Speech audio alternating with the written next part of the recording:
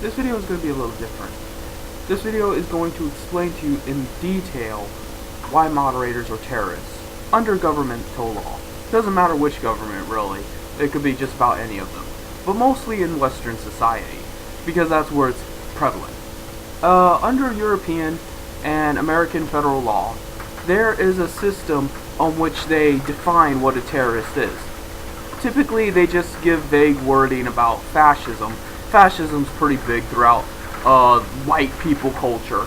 But they don't really detail what fascism is for the blue pill masses, because blue pill masses are stupid. However, someone of my intellect knows what fascism means, and it is in direct opposition to communism. Now, some people might say, why the hell would a communist be working for the American or European government? Well, it's not like I'm getting a paycheck. It's just convenience. We both hate the same thing. We both want to get rid of the same thing. I guarantee you there's a lot of communist spies in fucking ISIS and shit too, trying to bring them down. But perhaps I've said too much. The thing here is that there are certain prerequisites to being a fascist, and all of these constitute moderators. We could start with the cult of personality. Most fascist movements have a cult of personality. Look at Hitler and Der Führer. That is, in essence, cult of personality. And on every forum you go to, there's a cult of personality toward the admin, even if the admin doesn't do fuck all.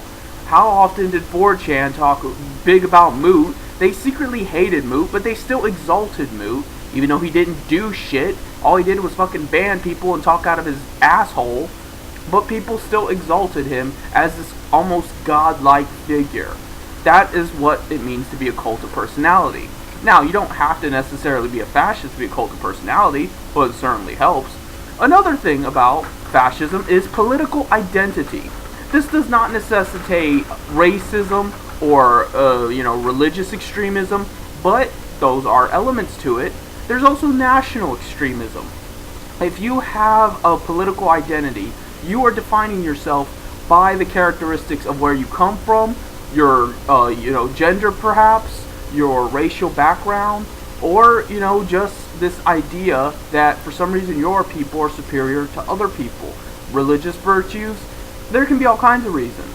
And ultimately, I see this a lot on lots of websites where they define themselves by almost a national identity.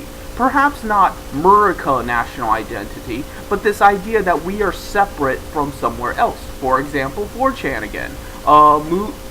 Distinguished between 4chan and 7chan, for example. In his stupid blog thing he made, he even said that 7chan he vehemently disagreed with, and that 7chan was going too far, having raid forums and shit like that. Guess what, Moot? You're already a fucking felon. You have nothing to lose by having raid boards. But that's the thing, they separated themselves. They acted like 4chan is this country and 7chan is this country, etc. It's fucking stupid, but it is a bell ringing in the head of the government that this is a fascist movement. And it's just, they befit all the qualities of a fascist movement. They're basically skinheads on the internet. And there's other things too, but I can't really think of the wording for them. It's merely the description of them. Like I said, the whole national identity thing. But there's also class collaboration. That's actually a good one that most people ignore when it comes to fascism. The difference mostly between a communist and a fascist isn't this bullshit about how they handle the economy.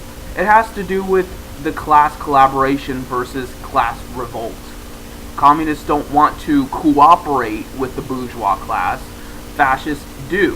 Fascists exalt the bourgeois class, usually making them a cult of personality, and they want to collaborate with them in order to strengthen their political identity. It all comes together. But that's the problem. The problem is that it's just going to put them in the same position they always were. If you were poor before, you're going to be poor as a fascist. You're just going to be a poor fascist acting like the rich people are stronger than you, smarter than you, better than you. For what reason? I don't know. You're stupid, maybe. But that's essentially what fascism advocates. Political class collaboration. And you see that on websites. Websites always act like we have to work with the moderators to report who exactly? Each other. You're reporting yourselves, you stupid fucking assholes. You're reporting your fellow member who is just as much in a position as you are to get banned, to get mistreated, to get dehumanized, but yet you turn on your own class because of this cooperation with the bourgeois class that does nothing for you. They don't do dick for you. You would be better off if they were dead. You would be freer. You would have less shit to worry about. You could possibly do what you want to do in life. But they're fucking in between that. But yet you cooperate with them because you're shooting heroin in your head. I don't fucking know. So that's in essence fascism. You have all the elements there.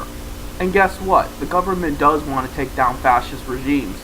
They're not a fascist regime themselves. They're a liberal regime, and the difference between a liberal and a fascist really is just comfort zone. But in essence, it is in contradiction. I guess that's it.